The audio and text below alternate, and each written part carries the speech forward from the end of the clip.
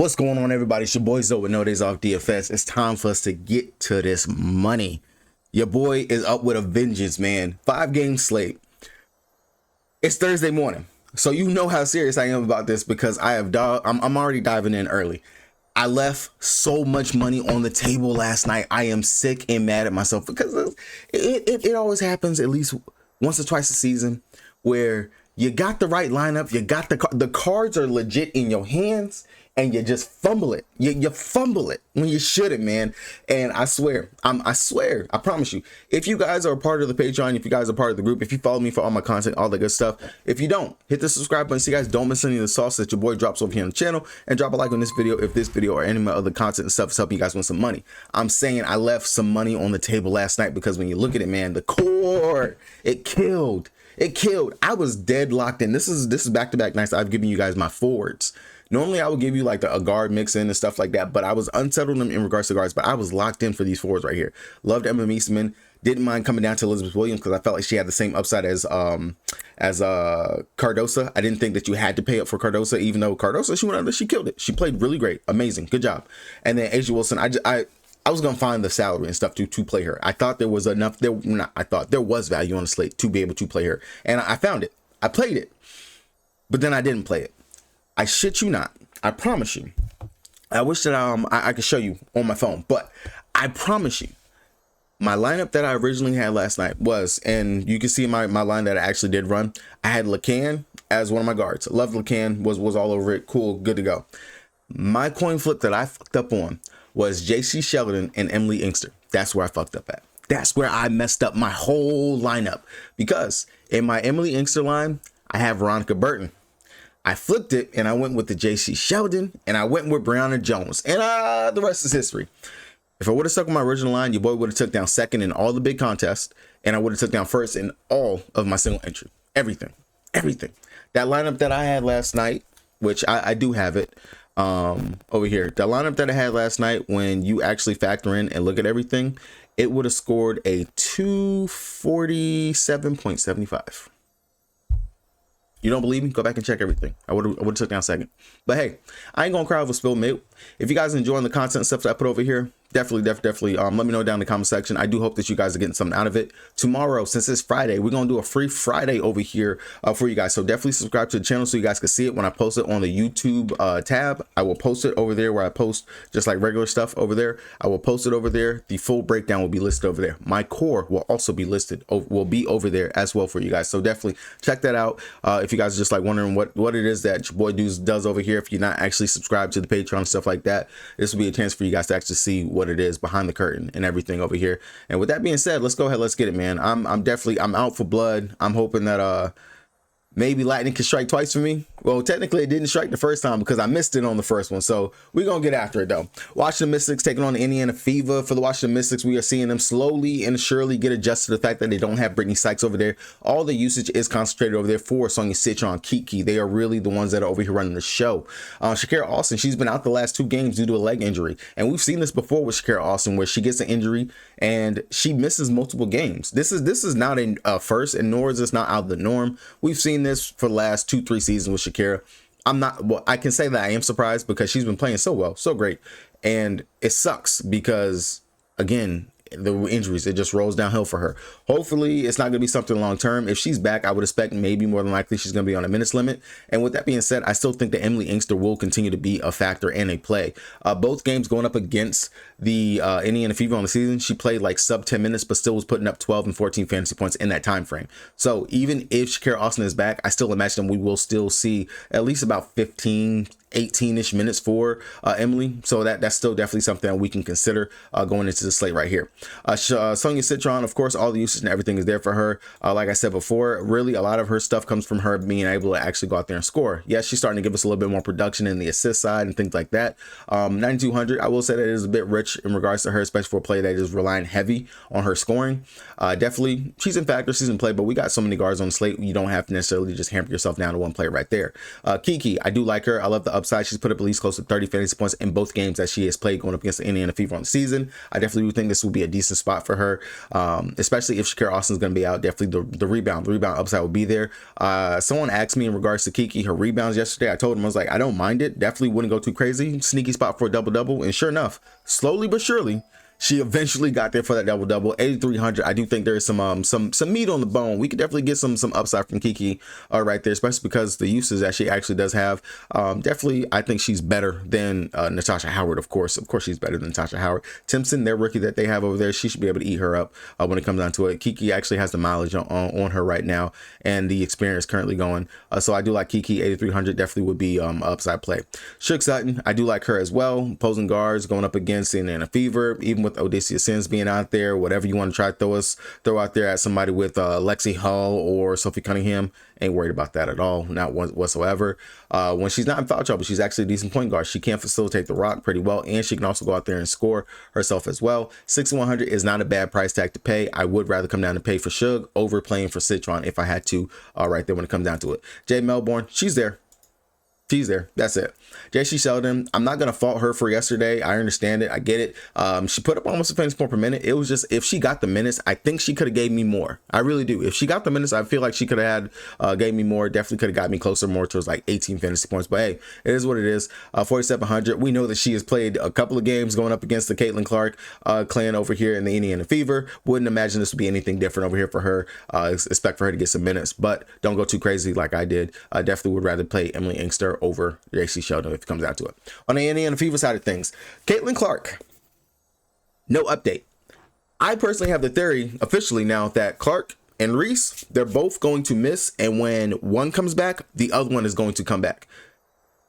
Call it the rivalry narrative or whatever, so on and so forth. And it's not like they're playing against each other game. I think that the Chicago Sky and Indiana Fever series is like completely done for the season.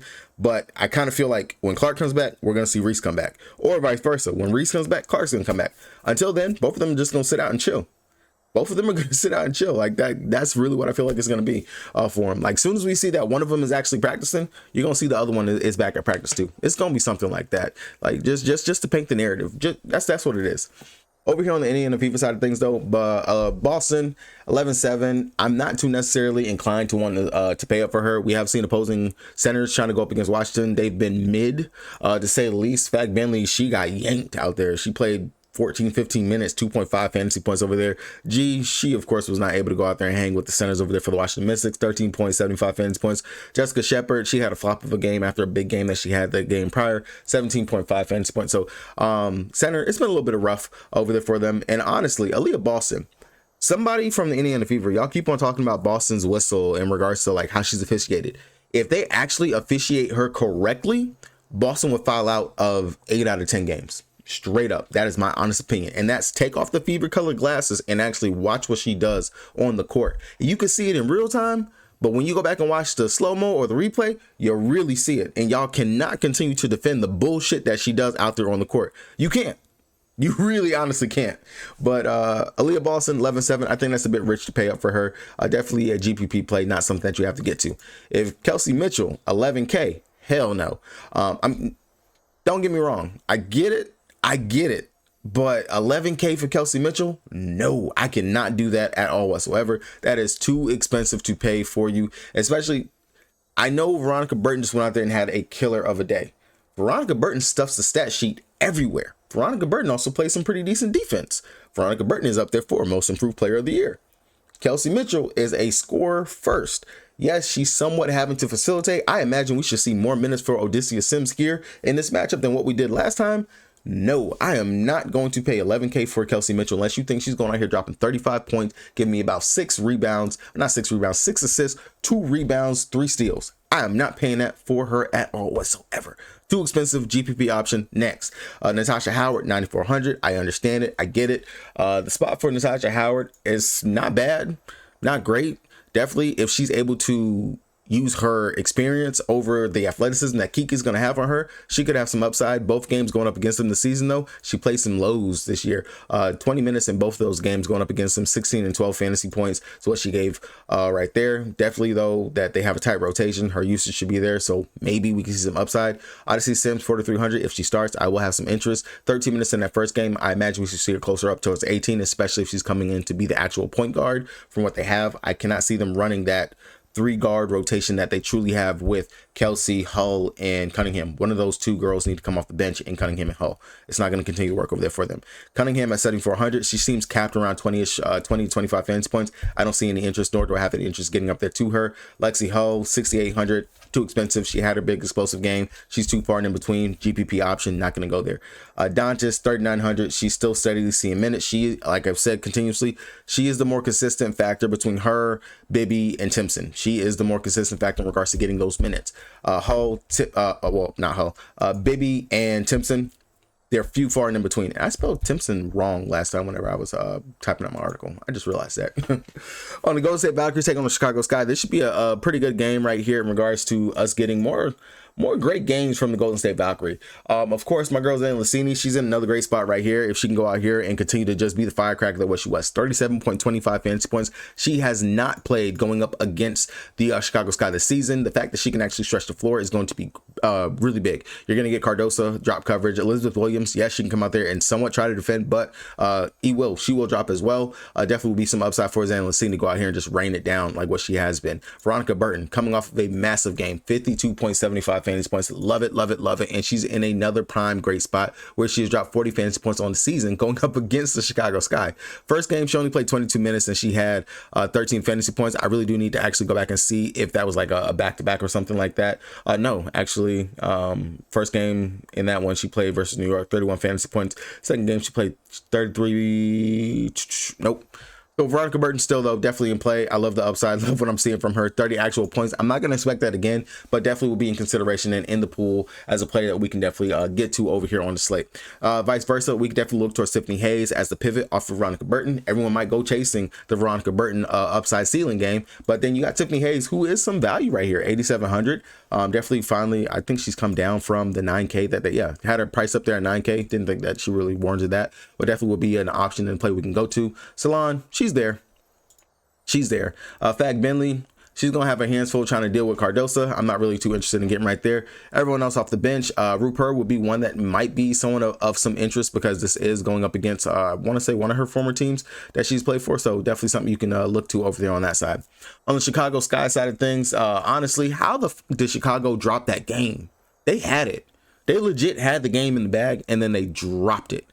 They were belt to ass in the beginning. And it's pitiful. Granted, the shake up in the starting lineup where they decided they were going to start Uzan. Uzan is such a low fantasy point per minute player. Like, I get it.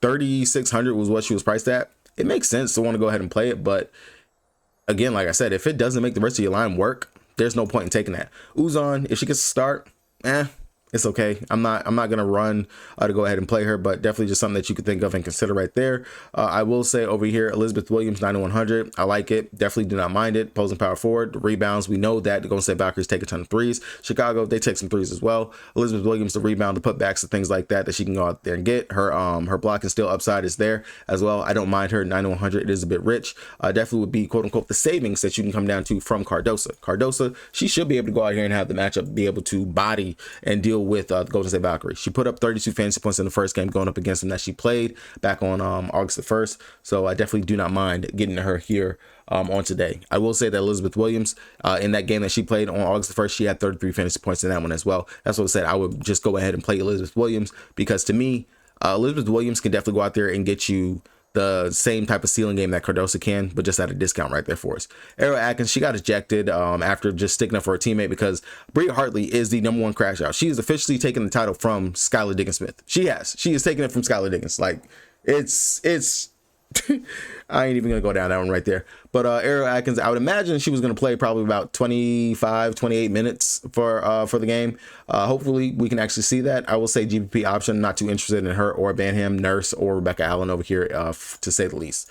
The Sparks taking on my Dallas Wings. This one should be a good game, possibly a decent banger that we can actually get over here for it.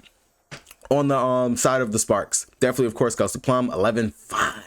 Back-to-back 40-point outings for her over here. Going up against the Dallas Wings on the season, she had 33 fantasy points in 29 minutes. That game, somewhat of a blowout, but definitely could have been closer. Definitely do like Plum 11-5. I'd rather play her than playing Kelsey Mitchell when it comes down to it, just because she actually gives me the assist upside, and I know that she will legit go out there and get me about 20-25 points, and majority of those will be from 3. I understand Kelsey Mitchell could do the exact same thing, but Kelsey Plum, I like that spot for her.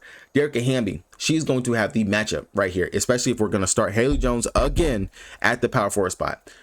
Dearica Hamby should be able to eat. She should be able to get whatever she wants out there, the athleticism and everything that she plays with. As long as she's not stupid with her shots, she's going to be able to go out there and have a decent day. If I'm building a parlay piece and I want to start with something, Dearica Hamby, 6 rebounds, 15 points would be a start for me on any parlay that I start for the whole slate right there. That would be where I would start to right there for Hamby. 10-4, love it. I mean, we've seen opposing power forwards, Natasha Howard, 39.5 fantasy points, Meeseman, 41.5, Howard again, 45 versus us, Bree Jones, 33.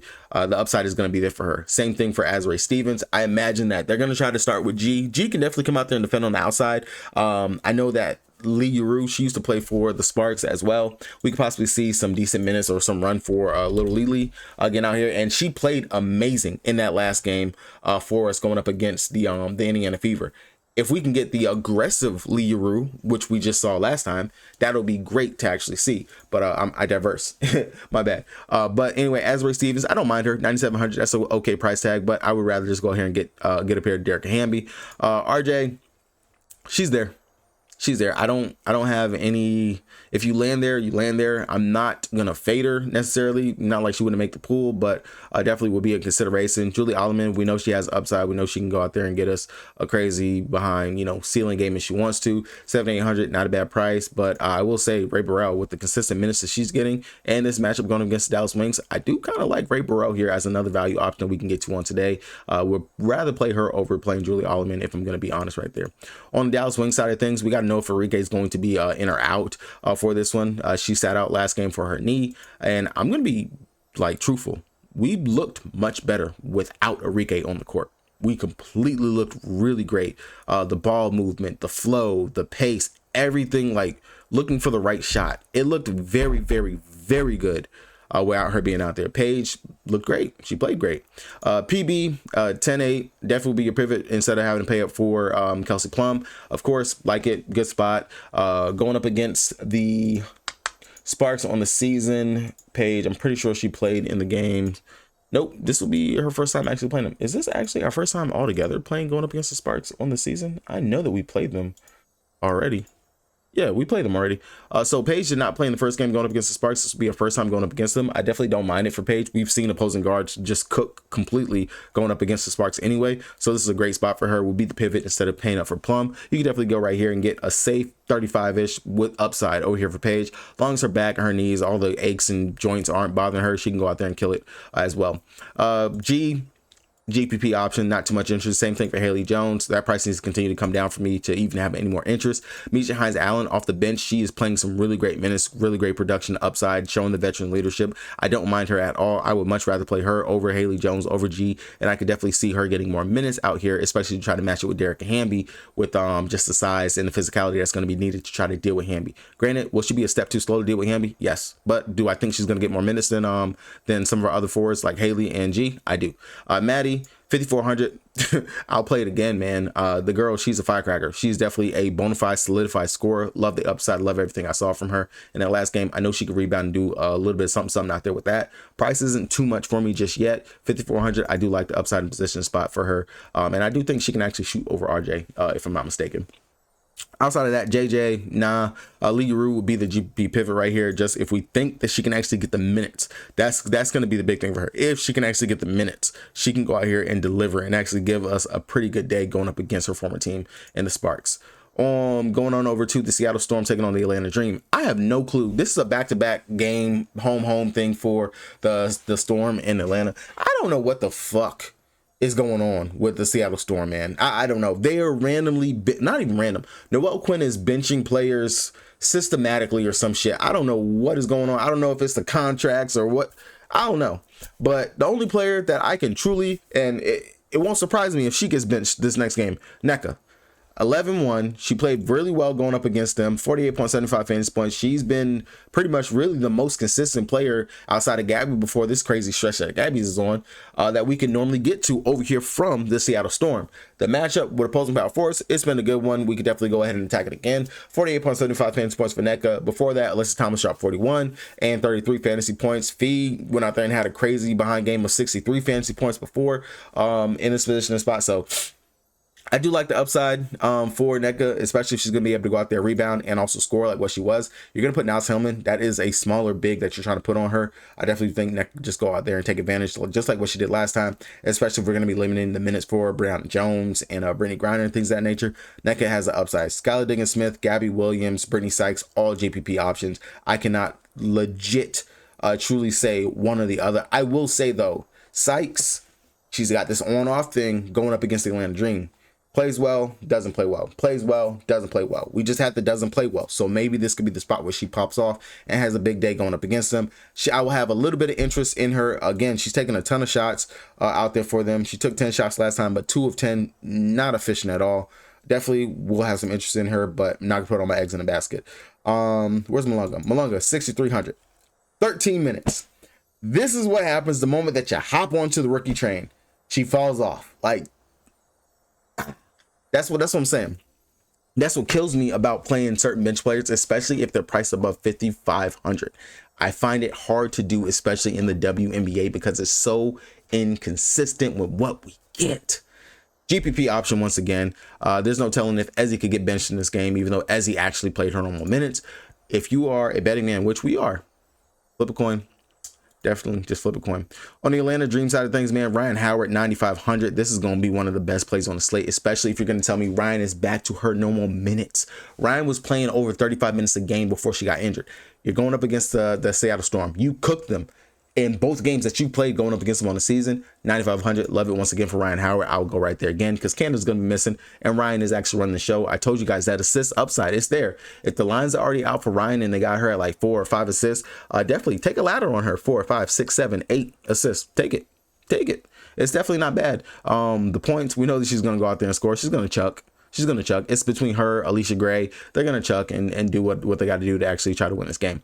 Outside of that, Maya Cadwell, she started. She was okay, but not 7,500 worth. All right there. Niles Hillman, the price needs to come down a little bit more for her. GPP option, I wouldn't go there. I'd rather play Kiki. You're priced up above Kiki, and Kiki's actually in a decent matchup going up against the Indiana Fever. I'd rather play that than paying for her. Brianna Jones, GPP option. I'm not going to say that she burned me. Maybe she was sick or something like that. That might have been why the game was like that, but I'm not going to go too crazy there with the bigs for the Atlanta Dream.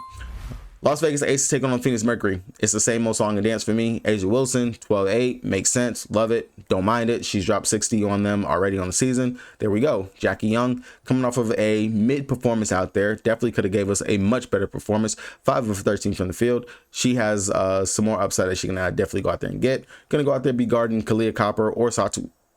Well, with the way that they actually set up the lineup last time, because they actually started Dana Evans, probably might be trying to defend Satu Sabally, which will be a tough ask actually out of Jackie, because Satu has the size for sure. But Jackie Young, 11-3, I will say that is a bit expensive. I don't see myself getting up there to pay for it. But if you were to fade Asia, definitely go and look at Jackie as a potential play. Chelsea Gray, 9,300 GPP option. Jewel Lloyd playing off the bench. And I think that they're just trying to keep the rhythm of her going up against secondary units where she's actually been killing them. And she's been pretty consistent. So that's what that is. But 7,100 for a bench player, I'm not really right there. Melissa Smith, hate it. AT's about to just cook her. Dana Evans, if she starts again, I'll have some interest. 4,100, that's not bad, but it's late game. We won't know that for sure. On the Phoenix Mercury side of things, Alyssa Thomas, that's all I got to say. Nothing else to worry about right there. Satu Sabally, again, she will have the size advantage in matchup, no matter if you're trying to guard her with Alyssa Smith or if you're trying to guard her with Jackie Young. She has the matchup. She has it. She has the matchup going up against Las Vegas Aces. Going up against them, she played 29 minutes, 23.75 fantasy points last time out. But they've had a lot of days off. Just think about it. When was the last game they played? They played on the 10th. The next time they play is going to be on the 15th. They've had a lot of days off. They are well rested. Like the spot, don't mind it for Satu Sabally, Kalia Copper, GPP option. I really don't see myself necessarily getting there. 7,900, not bad. DB 6'9", no. Mac, it all just depends on what Mac are we getting. We're getting start Mac. We're getting okay minutes Mac. Not too sure. But GPP, same thing for Sammy, Monique, all those guys. It really is going to be Alyssa Thomas, Hatu Sabli over here for me on that one.